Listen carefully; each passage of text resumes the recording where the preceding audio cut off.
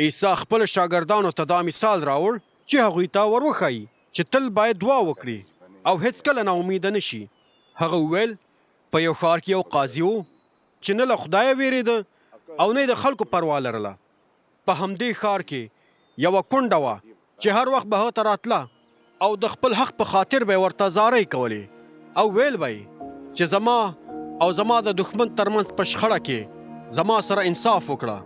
قاضي ډېره موده نه غوښتل چې کوم کار وکړي، خو اخر هغه د خپل ځان سره وویل که څه هم زه نه له خدایه ویرېږم او نه د خلکو پروا لرم، خو دا چې دې کونډې ما ته سرخوږی پیدا کړی دی نو زه به د هغې سره انصاف وکړم، که نه نو هغه به هر وخت راځي او ما به تنګوي.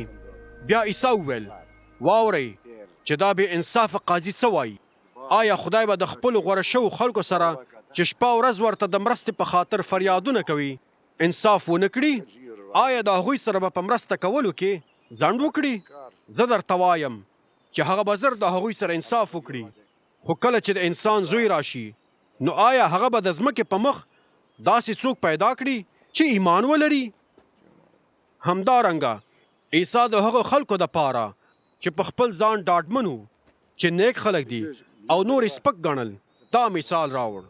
یو وخت دوه تنه چې یو یې فریسي او بل یې مالیه ټولونکی و د دعا دپاره د خدای کور ته لاړل. فریسي ودرېده او د خپل ځان سره یې داسې دعا وکړه ای خدایا ستا شکر کوم چې د نورو په شان حریص بې ایمانه او زناکار نه یم او نه د دې مالیه ټولونکي په شان یم. زه په هفته کې 2 ورځې روژه نیسم او څه چې ګټم د هغې لسمه برخه ورکوم. خو هغه مالیه ټولونکی لیرې ولاړو او تر دې چې نه یې غوښتل پاس اسمان ته وګوري، خو خپله سینه یې وهله او ویلې ای خدایا په ما ګناهکار رحم وکړه. عیسی وویل زه تاسو ته وایم چې هغه مالیه ټولونکی چې خپل کور ته لاړ بخښل شوی دی، نه هغه فریسي. ځکه هر څوک چې خپل ځان لوی ګڼي هغه به خوار شي او هر څوک چې خپل ځان عجز کړي نو هغه به سرلوړی شي.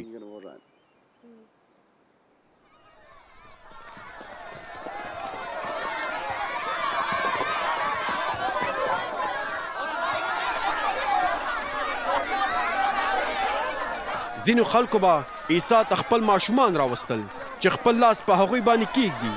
کله چې شاګردانو دا ولیدل نو هغوی ورټل، خو عیسی هغه ماشومان خپل ځان ته راوغوښتل او ویې ویل پرېږدئ چې ماشومان ما ته راشي، هغوی مه منې کوئ، ځکه چې د خدای پاچاهۍ د همداسې خلکو ده. په یقین سره زه تاسو ته دا وایم چې هر څوک چې د خدای پاچاهۍ د یو ماشوم په څیر ونه مني نو هیڅکله به هغې ته ور دننه نه شي.